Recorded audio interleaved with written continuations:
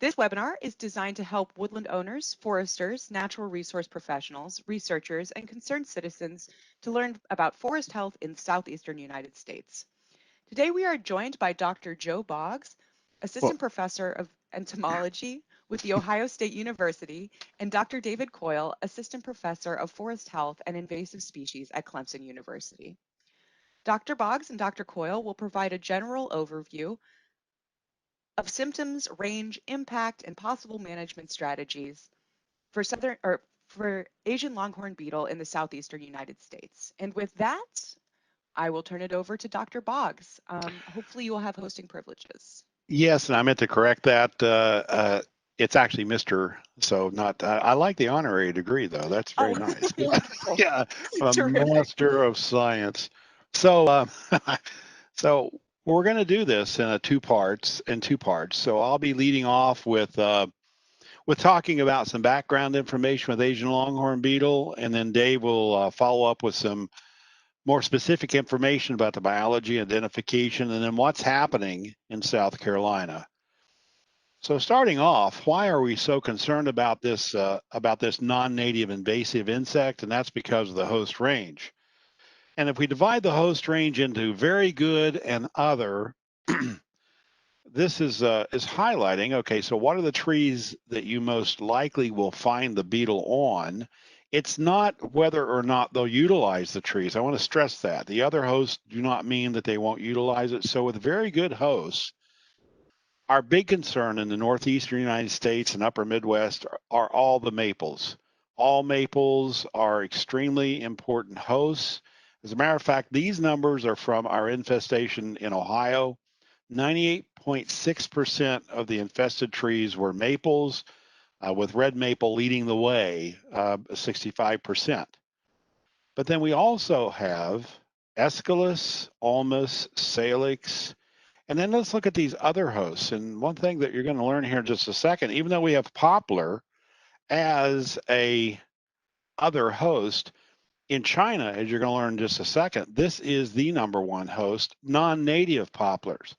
But the bottom line is this, 12 genera, and these are called high-risk trees in ALB eradication programs because each one of these can support development of Asian longhorn beetle from eggs to adults. That's why high risk. Every one of these genera can generate new beetles.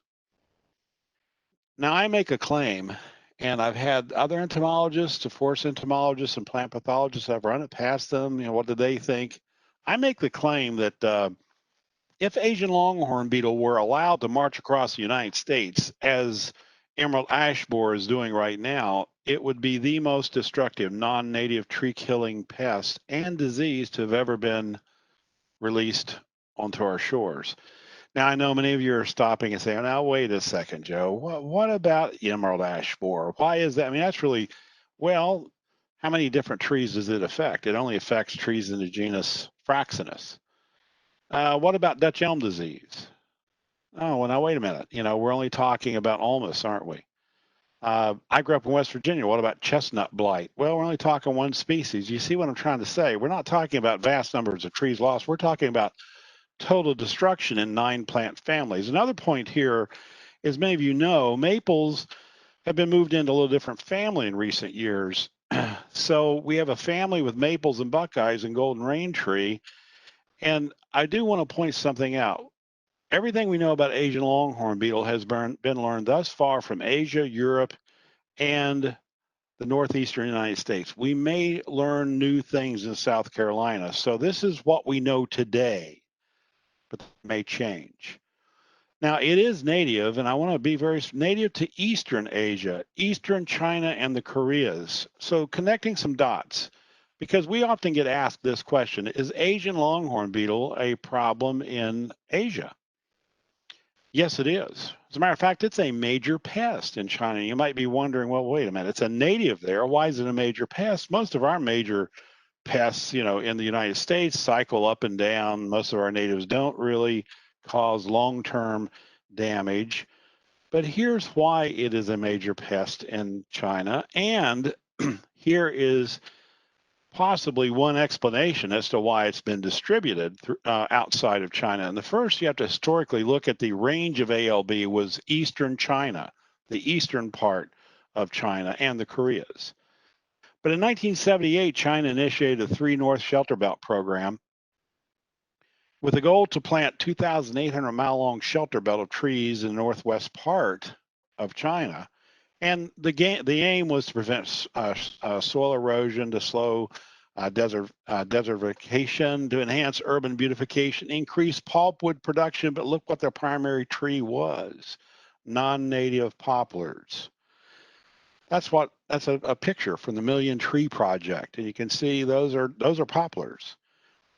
Of course, here's another one: poplars and some other trees in the background. This was a workshop. Plywood for a Better World, engineered wood products based on poplar wood. Non-native, I want to add.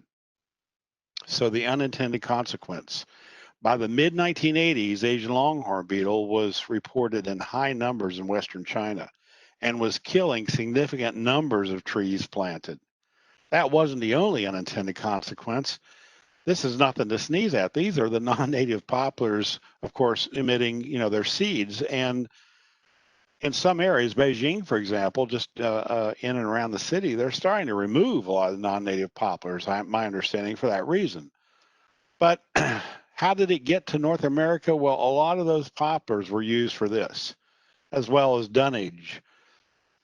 And then those get loaded into these, right, into containers. And then those containers get loaded onto container ships. And of course, they sail across the ocean. Those containers get offloaded on the trains, on the trucks, and get shipped around. This is a USDA APHIS shot showing a place where an Asian longhorn beetle pupa was dug out of this wood.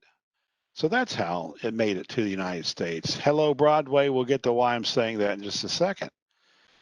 But there's no stopping world trade, and this is extremely important. And this doesn't just apply to Asian longhorn beetles. We all know it's why we must remain vigilant anyway.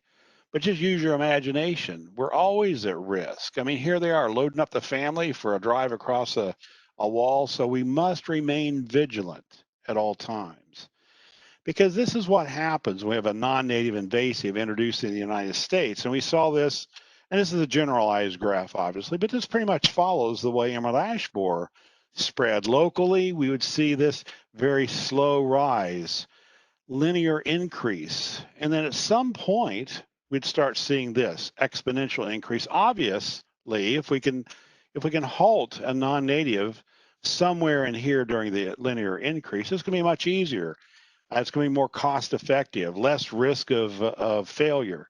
Once you hit this exponential rise, then things can be easily out of control. With non-natives, we see this because no limiting factors, abundant food, no natural enemies. Of course, eventually we might see this, and we're seeing this with emerald ash borer, for example, in much of Ohio, where their food is exhausted. They've killed ash unless they were protected. So then we do see eventually a population crash, but this could also be, the disaster point, the true disaster point.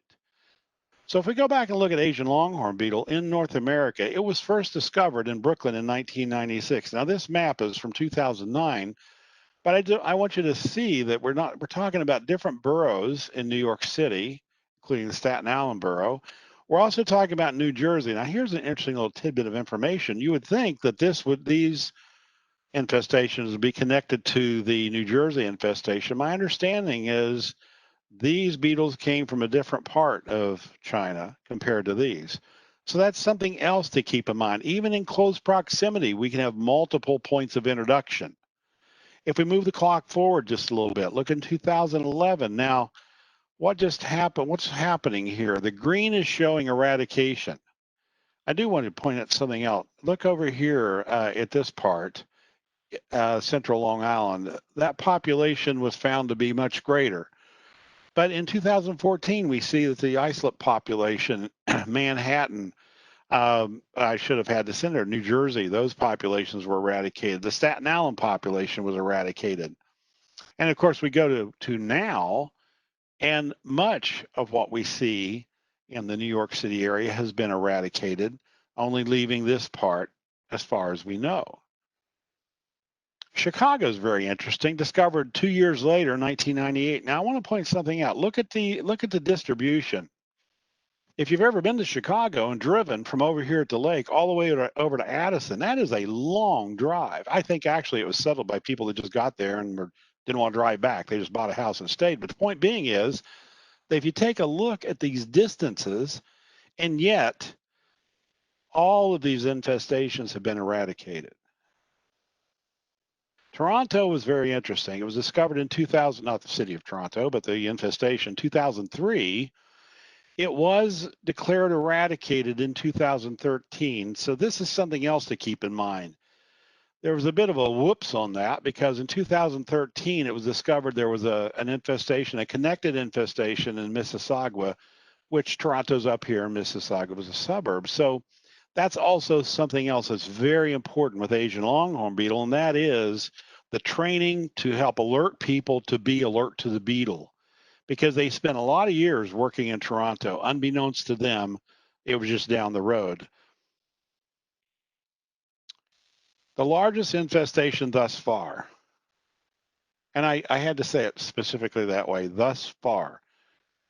We don't know about South Carolina yet, right? I mean, we just don't. I mean, that's still being looked, but thus far has been Worcester, Massachusetts. This is a big area.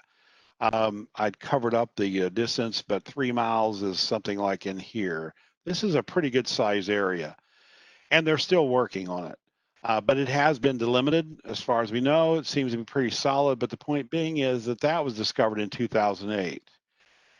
And of course, I'm on here because of working a bit with a program in Claremont County, Ohio. I'm based in Hamilton County, and there's Claremont County, and our infestation was discovered in 2011. Now, I'm going to spend a little time just for a second because this is one I know most about and can kind of give some inside information on what we expect to see, maybe even in South Carolina, and that is, by the way, this dot isn't the size of the infestation, it's just so you can see it on an Ohio map. I'm going to zoom in here, and this dot probably is pretty close. Actually, it's a little bit smaller than the quarantine area, but nonetheless, there it is, 2011.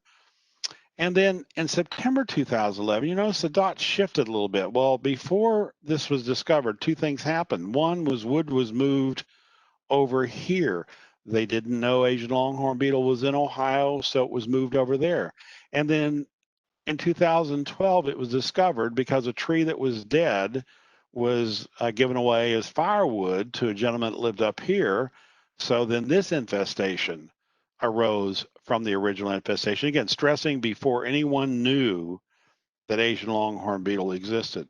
Little side note, this gentleman's very sharp. He and his wife, they discovered that they had an infestation because of branch breakage. Asian Longhorn Beetle larvae, you'll learn this in a minute, they, as with many cerambicids, they go into the xylem. So structural weakening is an important discovery factor. And they were having branches breaking, and he knew about Asian Longhorn Beetle and contacted our Ohio Department of Agriculture. So a very good success story that way.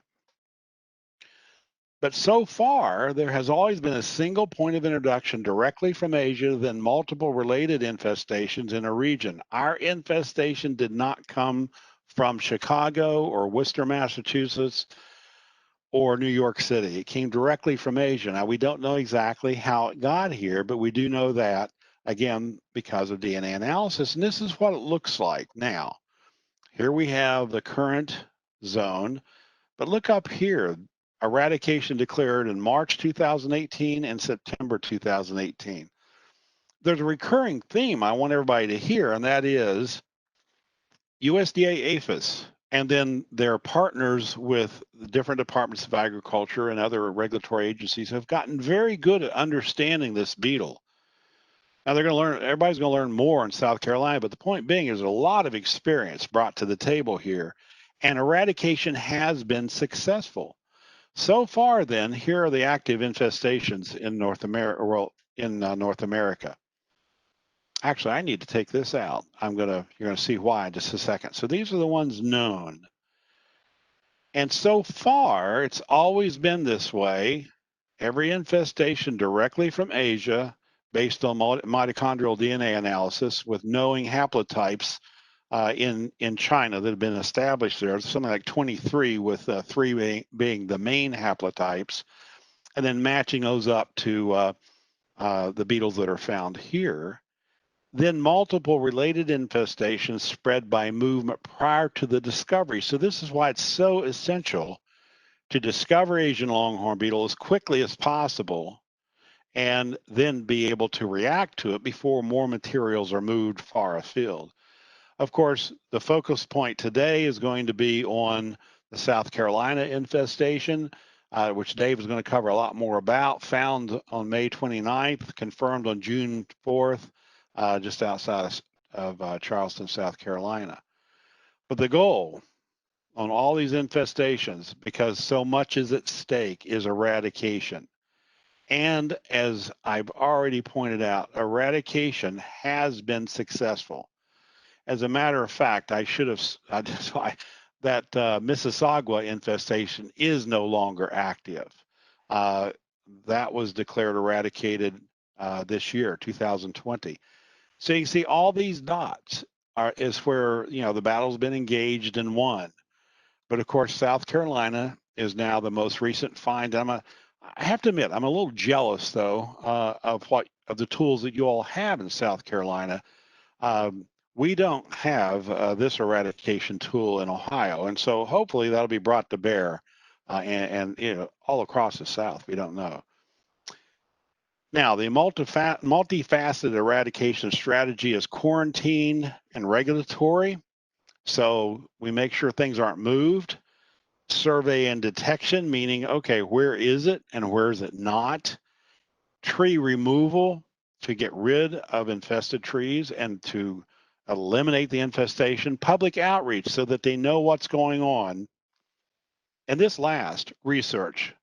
I'm just going to say this. I'm not meaning to embarrass Dave, but I will tell you one thing about South Carolina and Clemson is that with this infestation already, Dave has ramped up to start doing some research that's truly appreciated to learn more about this beetle. So research extremely important, and that's going to be happening there in South Carolina. But let's talk about this tree removal, because sometimes with these eradication programs, people only want to see, known infested trees taken down. There's a challenge with that, and I do need to just highlight this for a couple of minutes, and I'm going to turn it over to Dave.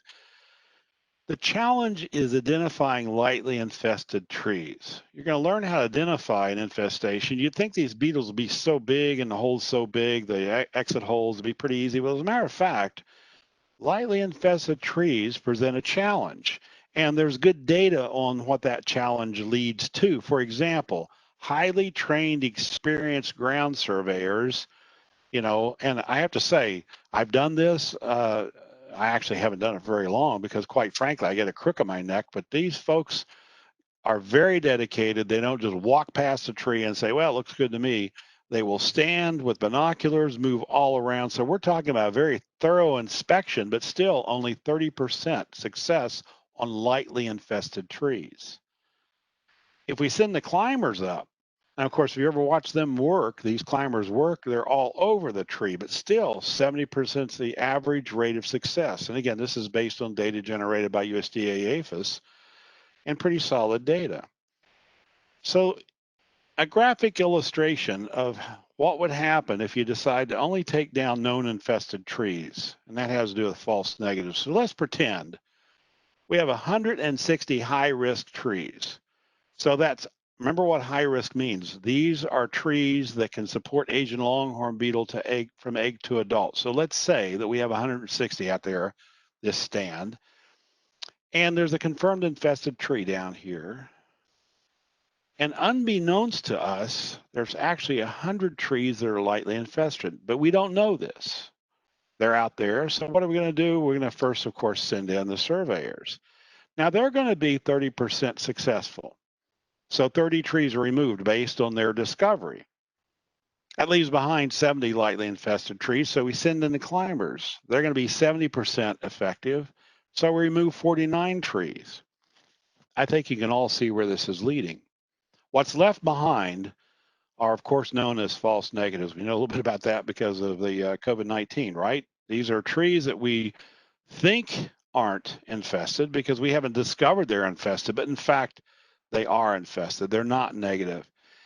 That's a potential for an illegal movement of material. That's to spread it. It's also a continual source for natural spread because they will eventually, this does not reverse itself, they will become infested. They will become heavily infested, a source of beetles that then can enhance the natural spread.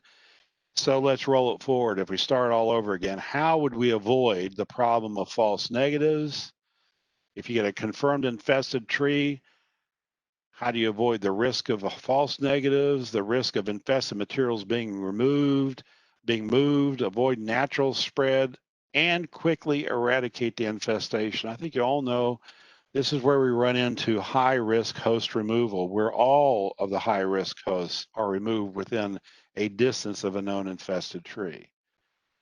It is drastic, but I can tell you, for example, that's what was done in New Jersey, and they eradicated that infestation very quickly. It was done in parts of Chicago as well. The point being is and it's being done in parts with Ohio too. Now, in Ohio, it's up to the landowner to agree to that, but where that's occurring, it means that we are closing the door much quicker. And that brings us to the end of the first set, and then I'll turn this over to Dave. Great. Thank you so much, Mr. Boggs, Joe. That was wonderful. Dave, I'm going to go ahead and make you a presenter now, and you should be able Alrighty. to share your screen. I am now the presenter. All right, everybody. Perfect. So here we are, right? We have the Asian Longhorned Beetle.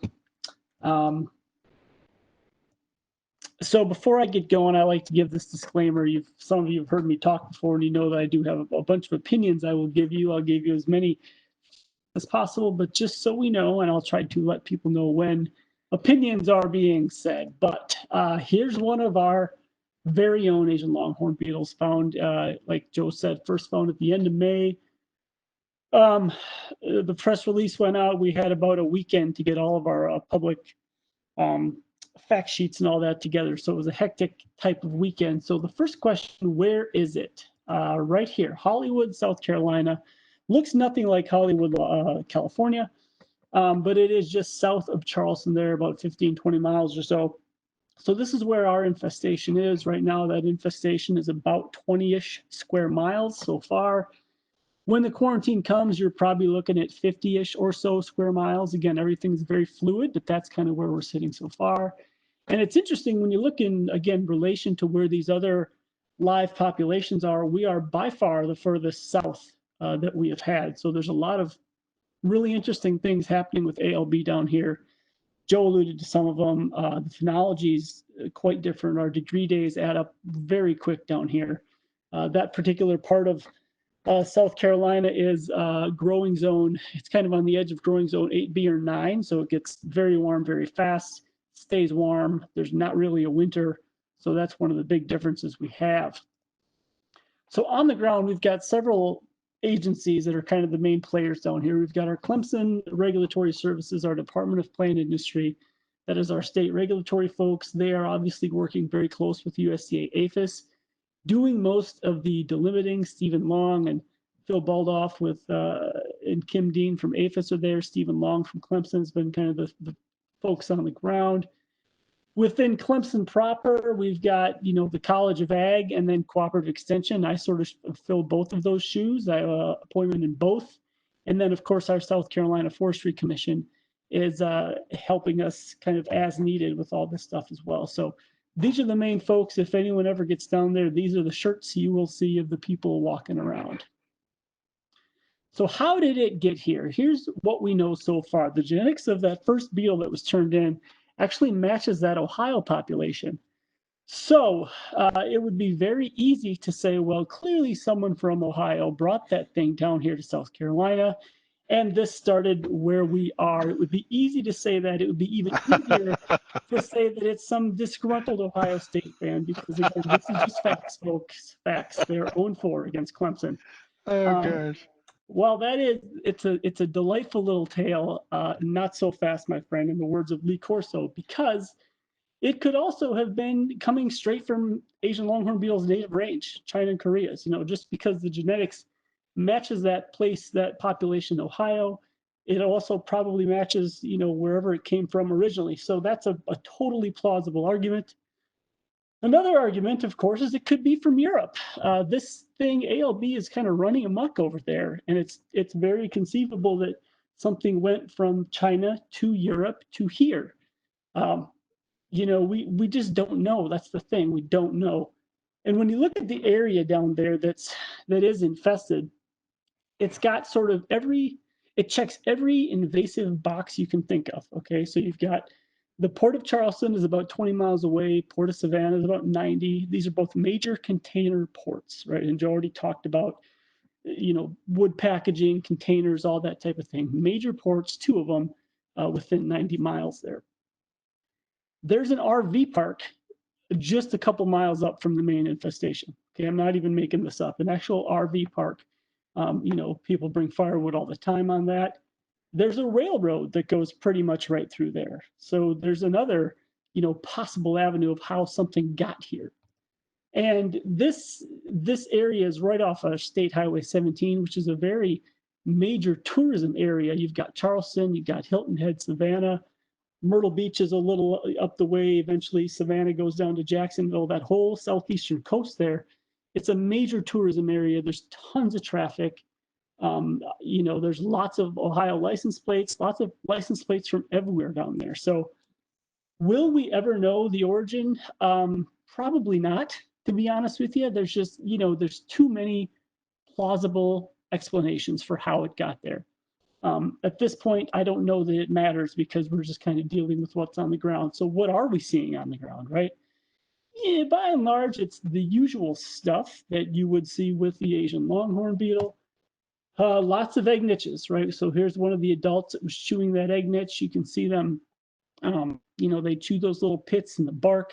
As they age, they tend to get a little dark in the middle as that tree steeps a little sap there. You can even see on the right, there's a whole line of them on this one tree. And then we've got larval feeding. These pictures were from Bugwood, and I think from Joe Boggs might have taken that top one. But the larvae, once they go into the wood of the tree, they pretty much Swiss cheese it, and you get real structural integrity is just sort of destroyed. On the right there, you can see some fairly large branches that have just fallen and dropped. And this was from a heavily infested tree right down there in the heart of the infestation. We see that all the time. There's chunks of trees kind of all over. This is of particular concern because it's hurricane season now, right? So, the next sort of direct hit of that Charleston County area, I would assume a lot of stuff is going to come down. We're seeing the egg sites, and where there are the egg sites, you're seeing this bleeding. This has been very common the last few weeks I've been down there. And one of the newer things I've seen, we're already seeing lots of sawdust, fresh sawdust this year. And on the right, you can even see that there's some of that sawdust getting, pushed out almost like a piece of spaghetti getting pushed out through a spaghetti maker. So active larvae. Some of these egg niches were made this year. I've been tracking some of them, and we're already seeing larvae pushing out that sawdust and turning into the wood. So they were, egg niches from the spring already going into the wood there. Your classic pencil test, you've got a hole a little bigger than that pencil, and you can stick the pencil in there a little ways. So we're seeing the egg niches, we're seeing the exit holes right next to each other. So all of this is very standard stuff, right? I'm seeing a lot of adult feeding, and I guess when I say I've been going down there every week since we found the thing, so I've been keeping a pretty close eye on things. But what's striking to me, and from speaking with the tree climbers from APHIS, especially those from the Ohio region that have come down, is the population density, right? The amount of feeding, the amount of egg niches, the amount of exit holes, the fact that we've been able to catch live adults pretty much every week since people started looking down here. Last week was actually, no, I take that back. Every week I have gone to check it out, I have caught live adults, which is quite impressive from what I'm told by other folks who say that, you know, a lot of times populations don't get quite that heavy. So again, the adult feeding, you see on some of these newer shoots, the adults will eat that green bark and just get that green nutritive tissue. That feeding is negligible to the tree. That's not really doing any damage to it at all. The real damage comes from the larval feeding, where they Swiss cheese the inside of the tree, the wood, disrupt water flow and weaken the tree. Now, from a management perspective, can you prevent damage? There's some evidence from some of the Chinese literature that yes, if you inject something like MMX and benzoate, you can kill some of these things. Because remember, there's 2 times when these beetles are feeding on that green tissue. The adults, when they're doing their adult feeding, and the larvae in their first few instars. Right after that egg is laid, the larvae are feeding on the phloem in there. So if you've got something that works against emerald ash borer, for instance, it could theoretically work against ALB as well. Now, I don't think the efficacy is quite as high. I remember Joe telling me it was 50 to 80%, so it's not a guarantee, which is why I have maybe. You may be able to prevent things. Can you save a tree once it gets heavily infested? No.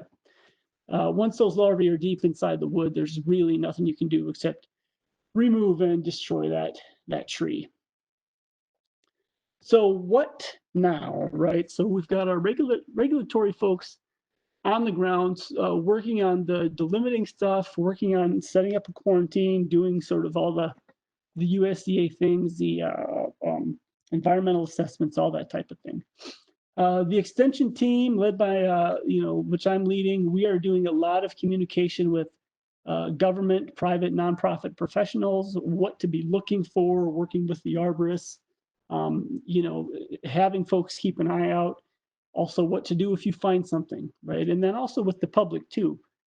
This has been probably the most challenging thing. In a normal year, I would just go down there and we would do a series of, town hall meetings with local folks to tell them what to expect. Here's what you can expect. Here's what you have. We don't really have that luxury right now due to COVID, so we're having to do some alternative things as well. From a research perspective, we have many questions. So this is where it gets really interesting, and we'll get into some of the stuff here for a few minutes.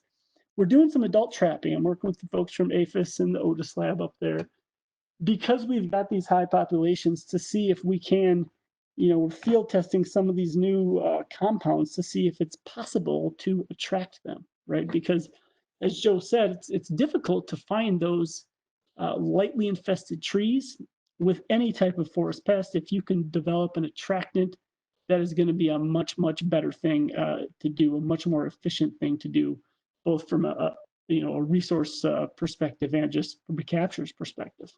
So working on that. Initial results are, I will call them tentatively positive. That's as much as I'll say about that. So we're also going to work on population dynamics of Asian longhorned beetle. One of the big questions we have, and this is with Talbot Trotter up at the Forest Service and the Northern Research Station, and then Scott Fisher with APHIS, is what causes Asian longhorned beetles to spread out, right? Because you'll see a tree that seems to be completely riddled with holes, and something next to it barely has any. So at what point do they leave that tree? What makes them fledge, so to speak, right? So Talbot had asked me, he said, if you can find a somewhat isolated population, that would be great. And I was able to tell him, I tell you what, man, I found an island. So I don't think it gets any more isolated than that. So we've got this island on one of the Charleston County parks. And so we can look at this. So this is our little island over here. It's got a big walkway. So what we're going to do, we've got about 15 host trees on the island. Some are heavily infested, some are lightly infested, and some are uninfested. So we're going to take all those down, carefully catalog them. We're going to do the dendrochronology work. We're going to look at every exit hole and every egg niche on there and date everything and try to figure out exactly what makes these things tick, what makes them spread. This Meredith Bean is going to be starting with us. This will be her master's project. So she's going to move down here this week, and we'll be starting next week with us. So this is a big project we're really excited about. The phenology of Asian longhorn beetle in South Carolina is largely unknown. I've seen a few questions pop up here, but this is kind of what we know of phenology so far. It's a fairly coarse map that Talbot was involved in, but you can see the red area there in South Carolina. That's where we're at, and the years to maturity is 0.59 to 1. So basically, 7 to 12 months. It's a pretty big window. So we're going to try to work with local organizations, local weather organizations, and try to refine this quite a bit. Also do some field sampling to try to figure out how, what life stages are present at what point. And then the impact. It's a really diverse area where we have this infestation. There's everything from affluent golf course communities to, swamplands across the road. So there's been some work out there. Dave Nowak with the Forest Service has done some work about the economic impact and impacts in general of ALB on urban forests. We know very little about the impact of ALB in more natural forests, right? Like what happens when we remove all these red maples from something that looks like this, okay? Admittedly, red maple is not a big timber species down here. It's not used a lot for, if they'll take it for a pulp load if it's in the way, but it's not like we have red maple plantings that get harvested. It's just sort of there, but it does fill a really important ecological role, and it's a very common tree species. So we're gonna talk about getting some plots in and checking the long-term impacts. And then one other project we're just sort of putting together here is treatment options. Okay, so our standard treatment option for ALB eradication is remove that tree and chip it up. Okay, that's standard. But due to where we need to go with some of these, getting into a swampland is going to be extremely difficult, logistically challenging, environmentally destructive. Can we do things like cut the tree down and leave it on the ground? Can we give it an herbicide treatment like a hack and squirt where we just kill it and leave it standing up? The thought is the decomposition rates down here are so fast that maybe that tree is going to decompose before a lot of those Asian longhorn beetles can get out of there. We've got a lot of decomposing fungi, a lot of competing insects. I'll be working with my friend, Dr. Kelly Oaten. She's a new assistant professor at NC State as of about 2 days ago. So Kelly and I will be doing this. Again, will this work? No idea, but you know what? It's science. So we are going to give it a whirl and see what we can do. And if possible, if it does work, I think it could save a lot of money and a lot of effort. So we're excited about that too. With that, I will take any questions. Feel free to get a hold of me if you have any other questions, but I saw several questions pop in, so I will stop sharing and we can take the questions. I've also opened my mic too, Dave. So okay. Outstanding information, Dave. Outstanding. And the research part of it, wow, that's all I was doing. I had to mute myself because I just kept going, wow. That's wonderful. Thank you. So Thank I saw you there both was so much. a bunch of questions. Molly, are you going to handle those? Are you going to lead us through that? I got a whole list here for you. Cool. And they're not, it seems like a lot of them could go to either one. So, whoever feels that they can speak to it, just speak up first and we'll take it from there. Okay, so there's some regionally specific questions that I'm going to hit you with first. Someone asked, will the warmer southern climate assist in expansion of ALB regionally? Will it what an expansion? The warmer southern climate, will it assist in expansion? My hunch is yes, because entomologist Dave is confident that we are getting a generation in 9 months or less, just based on the degree day accumulation down here. Also the fact that, there may be years down there in Hollywood where they don't even get a winter. It's just such a southern warm low country climate. I really think that these ALBs are probably just going to sort of keep ripping, and that's why I think that's partially why I'm seeing so many different life stages at one time. In pretty much every time I've gone down there, I've seen adults that were feeding, adults that were mating, adults that were chewing oviposition niches, and evidence of larvae. So there's all sorts of stuff all the time. I think it's much different than kind of the synchronous stuff you get in more northern climates where you've got larvae at one point and then everything pupates and everything comes out as adults and mates and then it goes into diapause over the winter. We just don't have that winter diapause. So it certainly stands a reason that we're going to have, faster everything down here. Well, and the other thing too is that unequivocally up here in Ohio and points, all the other infestations, I think I can speak for it. Dave, when we just hit not even a very serious freeze, I mean, when the temperature dropped to a certain point, there are no adults. The adults seem to be very sensitive to low temperatures. And that really does change the whole dynamics up here. We're done. We're done sometime in October. We're finished.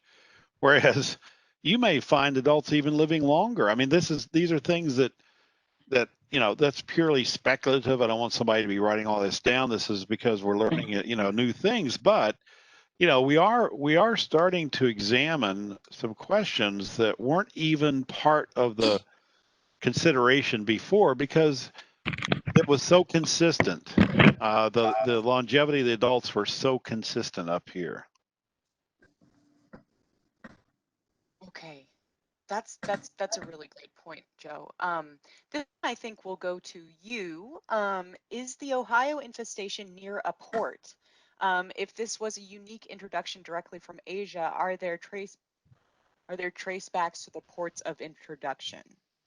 No, the one thing that was so different about the Ohio infestation, and doggone it, I should have put that in there. This is that time when all the questions make you think, oh gosh, I took that out. If you look at a map for where the Ohio infestation occurred, every other infestation, the Worcester, Massachusetts is a major transportation hub, both railroad and interstates. Of course, obviously Chicago, of course, obviously New York, New Jersey.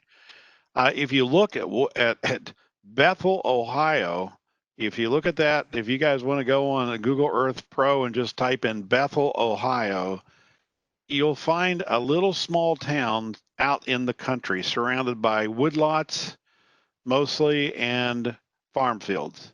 It was so unique. It was not even close to any type of a major transportation hub. Yes, Cincinnati is 25 miles away, but we haven't found it between Cincinnati and Bethel. However, there was, and this is entirely speculative because we have no ability to see the records. Almost smack dab in the middle of where the infestation it was the greatest was an individual who shipped tractor parts directly in from China. It was a big operation.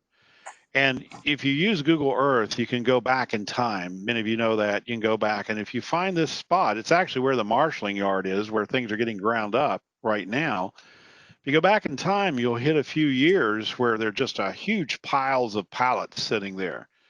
So these are tractor parts coming directly from China. It is speculated that's how it got started. You might say, well, why don't we just ask the person and look at their records? Well, I'm not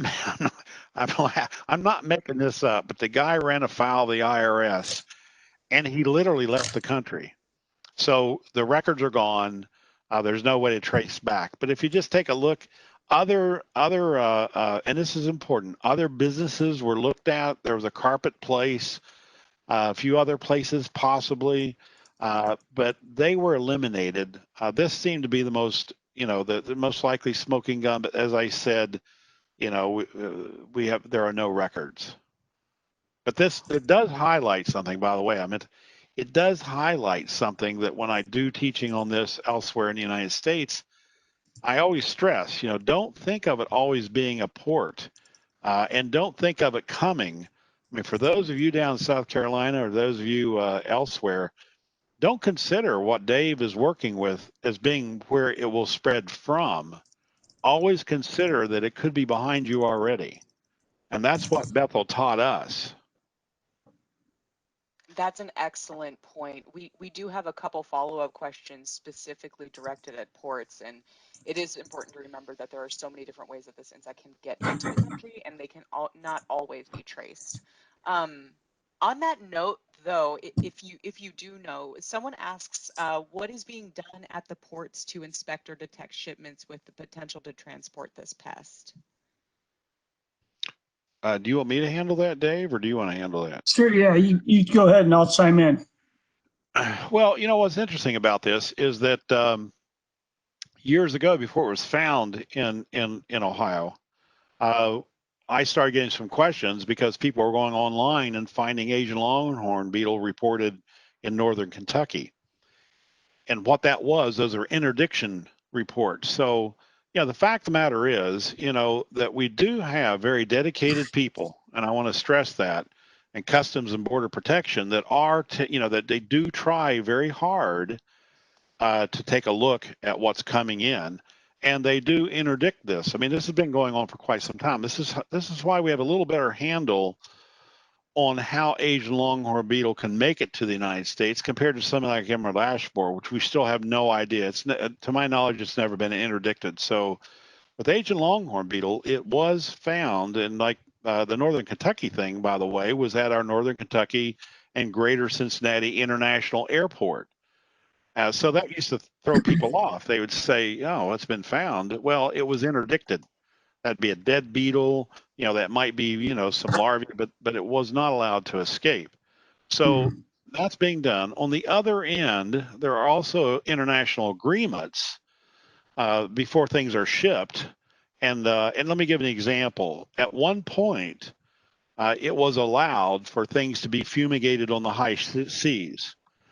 I don't know if you go back in history, it wasn't many years ago that if you were shipping from China or from Europe, and I like, Dave, that you made that point. I need to add that. It's maybe not just from China, but there was an agreement that you could be, on the high seas back when we didn't have so many containers, right? I mean, back, I'm old enough to remember, that cargo used to be with a cargo net, and things could be treated on the high seas. Well, of course, obviously, you look at those container ships, and there's just simply no way. So there is an international agreement in place. I think 2008 or 9. I might, somebody maybe will correct me on that, but at any rate, that does place some emphasis on avoidance, by things happening before it's shipped. Well, people can cheat and so on and so forth, but it isn't like our borders are just, open season. There are dedicated efforts. However, we don't know how, I mean, you all know, for example, Washington State and British Columbia, Vancouver Island. I mean, they recently found the Asian giant hornet. We don't know how it got there. So it can still happen, with Asian longhorn beetle and other non-native invasives. We just have to be vigilant on our end. Yeah, and just real quick, tagging on to that, as Joe said, there's protocols in place, but I mean, think of that picture I showed at the port. It's just simply impossible to inspect everything, right? So there's a process by which they decide which containers are going to get inspected. It depends on the country, it depends on the number of sort of red flags they've had in their past, a frequency of interceptions of things prior. There's a reason they check what they check, but it's just like it's physically impossible to check everything. And yes, all the wood is supposed to be treated. I would guess most of it is. Some of it maybe isn't treated properly. Some of it probably isn't treated at all because people are shady. But it's all about reducing risk. I think to think that we would completely eliminate risk is just not possible. Yeah, and I like how you blame Brutus the Buckeye. I mean, I just thought that was really awful. I mean, that's I got to get that from you. Anyway, yeah, so we try real hard, but stuff gets through sometimes. Okay, very, very well said. So I guess that can play off this. How confident are we that there is complete eradication in areas that are considered eradicated? How long after eradication are those areas monitored? I think it's 3 years, isn't it? I was going to say, isn't it 3 years, Joe? They have to have 3 years of or maybe you should take that one because I've not been in eradication yet. Yeah, it's dependent on the size of the infestation, but at one time the standard answer was 3 years. However, Chicago, that infestation was I should have the date, was declared eradicated oh my goodness, I mean, it was like 2010 or so before it was found here. That infestation was declared eradicated, but they still do some spot monitoring. So, you know, they declare eradication after so many years. You know, 3 is one target, but I can tell you that takes a meeting of the minds. Everybody sits down and says, all right, you know, how long should we go before we can say we can close the door on this? And as you might imagine, there's a lot that depends on that. Like, for example, here in Ohio, unlike the other infestations, we're right into some areas where some pretty heavily forested areas. Now, there was an urban forest and some research done out of Harvard in Worcester, Massachusetts, with a forested area, but that was an urban forest bounded by homes, right? There are some places in Ohio to the east of the infestation that's pretty well solid forest, believe it or not, along the Ohio River and so on and so forth. So probably it will take a little longer before people will sit down and say, okay, we feel pretty good after 3 years or after 4 or after 5. That is not something that we want to all say it's after this long, because you made the best point there. How confident, and the confidence needs to be, there's so much at stake. It needs to be as close to 100% certainty as can possibly be. So rest assured, when it's declared eradicated, there's been a lot of discussion. There's been a lot of people who have been involved, the climbers and everybody involved, to say, all right, we feel pretty good about it. And that happened also in the different boroughs in New York City. If you take a look at the length of time, you talk to the folks there from when they last found any evidence, and that's important. You don't find any evidence, then you go a length of time, and you don't find any evidence. Well, you'll find that varied a little bit in the New York City boroughs, and it was based on numbers of trees infested, the difficulty with some of those trees being in difficult locations, like courtyards, for example, and all that. So it's the confidence, I feel pretty strongly when they do declare eradication. It's close to 100% as we possibly can get. Okay. So playing off of that, once an area is, or once eradication has been reached in an area, how long before you recommend replanting the area in susceptible species, or would you recommend replanting it in species that are not susceptible, or would you just let it naturally regenerate? And this person is referring to both rural and urban areas. Let me take that, Dave, because we've been discussing that in our area. Yeah, I've got ideas, but if you'd like to, go for it. Well, with everything I just said, we're 100% confident, or as near about as we could be. So theoretically, any host could be planted. On the other hand, let's inject some reality. You have 3 entomologists on here that will say never with insects. And so at the end of the day, it comes down to saying that, for example, working with some of the folks over there in Bethel, because they've been asking these questions, and we are being very guarded about it, to be perfectly frank. We're saying it would be best to stay away from the host trees, just to be sure. And so, that's just kind of, again, that's just being prudent. Officially, we could say you can plant anything, but, to be prudent, let's stay away from the host, because that also presents another barrier. If you're only planting non-hosts, and if all the hosts have been either inspected or eliminated, then you can rest assured that if there are a few beetles that weren't discovered, they're going to run out of steam. They're going to be lonely little beetles, big beetles out there. So it's just an added kind of belt and suspenders thing to keep the hosts away from that area. And we're talking locally about putting that into the quarantine zone, not just where it was found, but the quarantine zone, and so that's where the infestation is, plus some. And I would just add that this is where diversity comes in.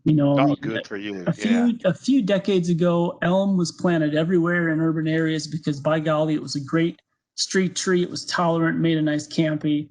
Dutch elm disease killed all those. Well, ash is a good one, so we'll plant that everywhere.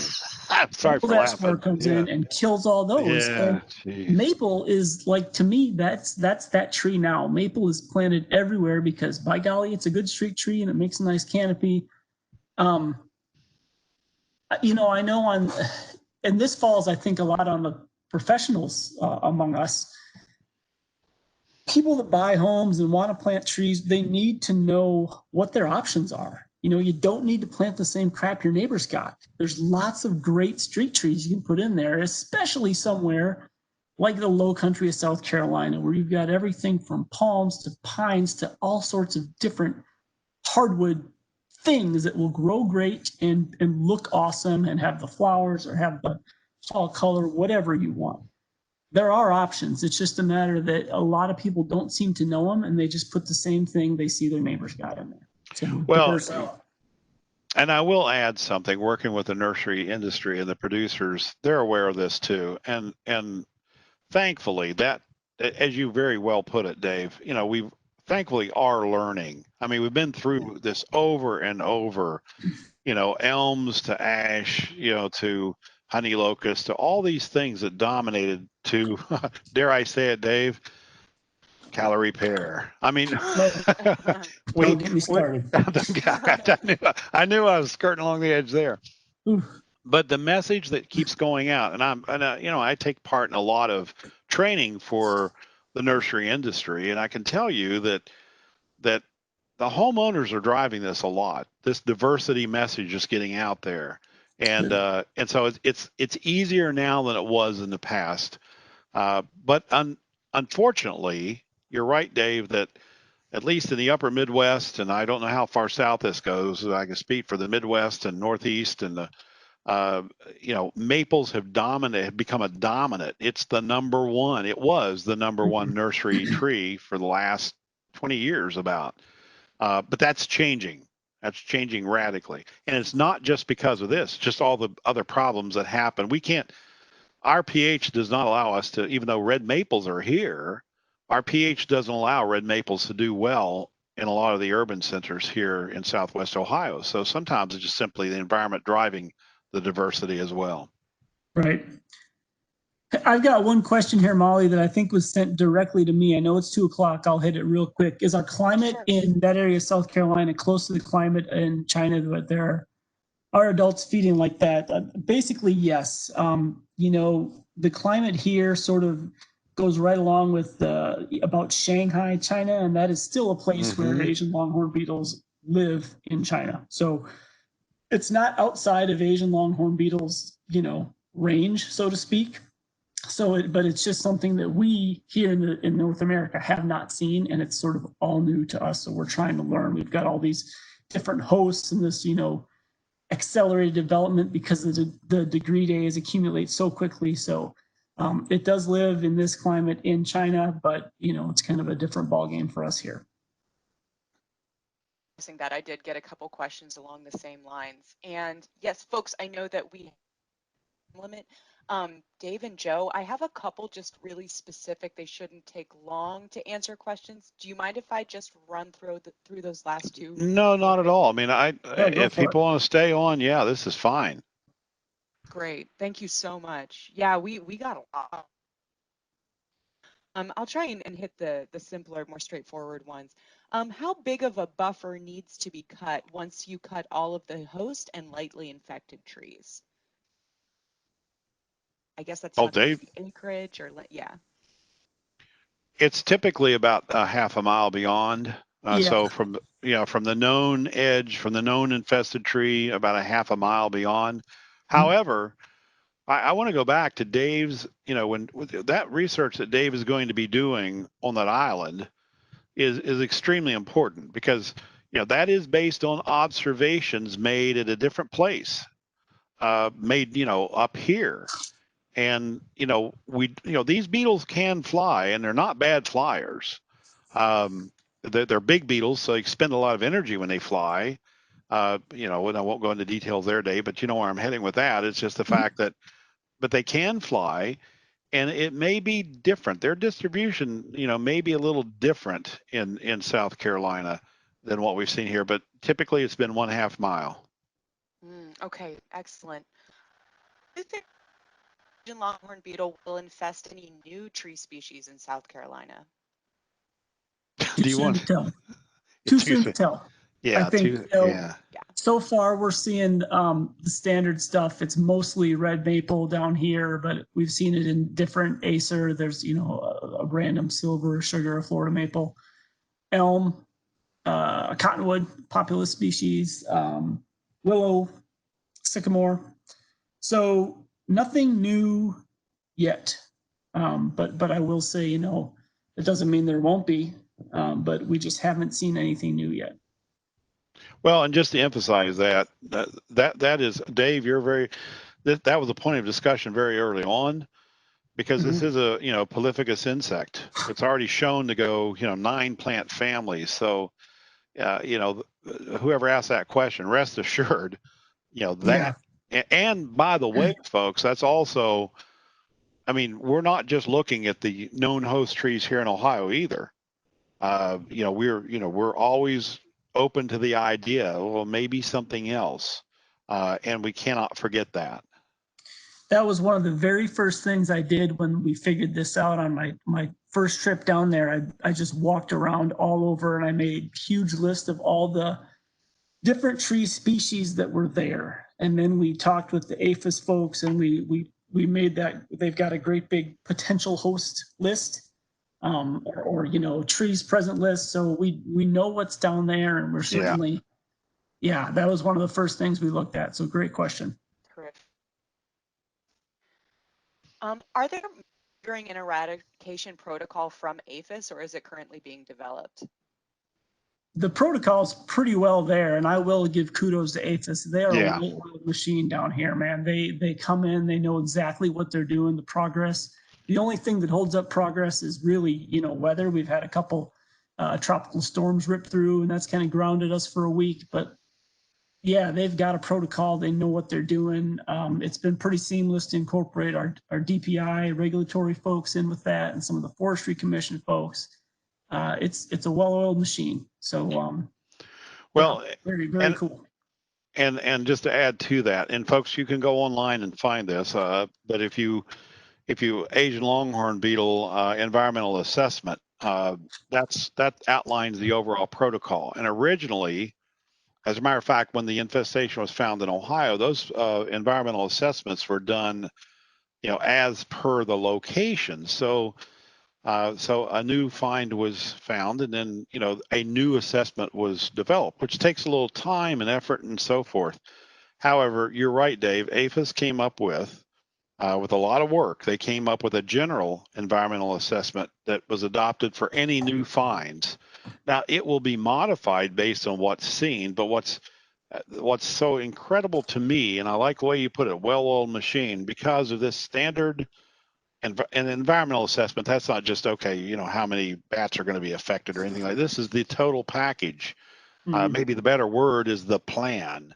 And so there is a general plan for any new Asian longhorn beetle infestation found that can be quickly brought to bear. And you can find that online, by the way, folks. That's what I'm driving at.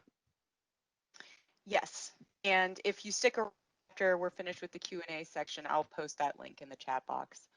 Oh, good. Thank you for addressing that. Here's an interesting one. Is woodpecker activity an indicator like it is with emerald ash borer? I can answer that clearly. Go for it, Joe. Absolutely. Nice. And what you will see is, in fact, I and a few of my colleagues up here in Ohio debated that. We came out with a very quick, and when I say quick and dirty, you know, something very quick to help people to know what they're looking for. We debated the woodpecker idea, but I'm now convinced that we made a mistake by leaving it out, because you will see deep, because remember, the larvae are inside the xylem. So these woodpeckers make very deep holes. With emerald ash borer, the larvae are in the phloem, but the woodpeckers go nuts, you know, and they pull off all the bark scales, and you get the blonde bark development. But with Asian longhorn beetle, you get these deep holes, and here's what's critical. These are deep holes on otherwise healthy looking branches.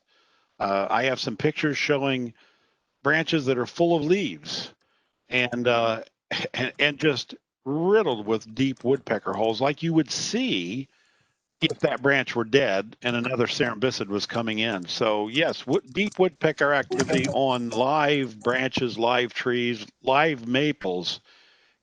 You want to pay attention to that. Great question. Great answer. Any biocontrol for this pest? Are there any predators for these beetles that you've seen? Anything like that?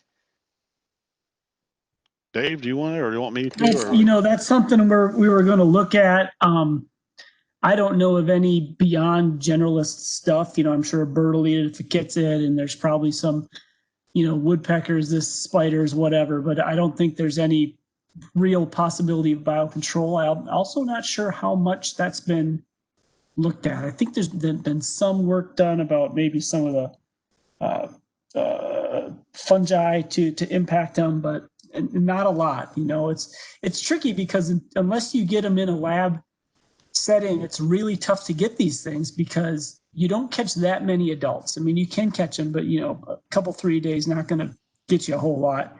And the larvae are a real pain to get. You got to cut trees down and split the wood on trees. It's not like you can just go out and easily collect enough for a big lab study or whatever. So they're difficult to get. The damage is very obvious, but that's something that we have talked about trying to do, is trying to collect some or rear them out and see if there's any parasitoids we're getting out of there. Sure. Well, and here's something we do need to once again reemphasize. I mean, we do have nematodes that can go in, and take out sawyers, for example. I mean, we do have some indications, Bavaria bassiana fungi, that can have some impacts on borers.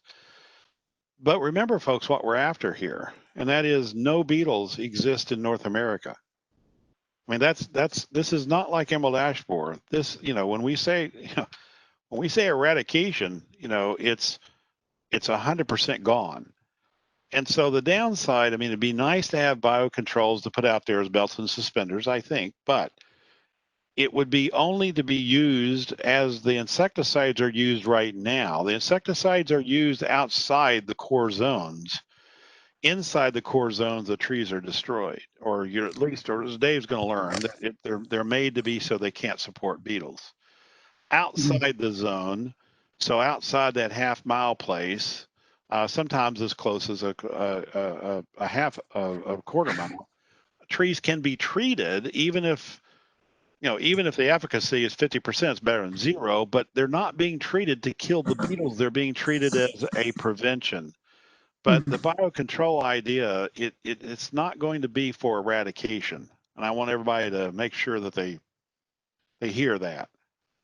That's for any biocontrol, folks. You'll never eradicate something with biocontrol. It's a tool in the toolbox that can hopefully knock stuff back 25, 30, maybe 40% for the most part, but it will never eradicate what you're after. Well, these are great questions, though. Mm-hmm. I know. That's why I couldn't stop. But no, we'll keep going. If you want to keep going, it's fine by me. I don't. I'm speaking for Dave. Let's do. One more. Right, one more, and then we're going to call it. Is there which make them more susceptible or resistant to Asian longhorn beetle, and could these age classes be spared from eradication efforts? No. Yeah. It's more the size of the tree, I believe, right, Joe? Isn't it anything over an inch and a half in diameter is an adequate food source? It is. I can tell you, folks, and you'll see this too, Dave. It is amazing how small of a stem they can make a living on. You're right, Dave. I mean, and we used to do this with emerald ash borer. We used to talk about an inch. You'll go back and find that in the publications, 1 inch, until I visited a place in Michigan, and these were just little tiny things, and so no, the sparing has been talked about, but in New Jersey, for example, man, they were going after hand pruning size. Dave's right. I mean, common sense, there's a limit. But remember something we said a while ago. This kind of has to do with replanting. If you're thinking that you're done and you leave something that's going to grow, that's the prime host, it's only going to get to be more likely to be infested. So if you're doing whole host removal, if you're coming in and saying, look, we're going to take out the hosts, then it goes down as small as you need to go down, because those will continue to grow and then become, fodder for Asian longhorn beetles. So yeah, that I was being a little facetious when I said no, but to spare them, that's not a good option. All right, folks. Thank you so much, Dr. Coyle, Mr. Boggs. I learned so much from this presentation, and from the number of participants that stuck around for an extra 15 minutes. Everybody else enjoyed it too. Y'all can go ahead and log off whenever you want. Oh, I'm getting applause typed into the chat box. Applause. Thank you. Loved it. Great. Thanks everybody for sticking around. We do appreciate it. Thanks everyone. Yeah. Yes, this has been great. Folks, if you want to, I will be here for another 20 minutes or so, because I know that there likely will be some troubleshooting issues. We had the website crash halfway through, so if you're having trouble getting back into your CEU questions, please don't hesitate to ask me, and I will help make sure that that happens. Okay, thank you so much, both of you. You have a good rest of your day and take care. Well, thank you, and this has been a real pleasure. Thanks a lot, everyone. Thanks everyone. Thanks, Molly. Thanks, Dave and Molly. See you, Joe. Bye-bye.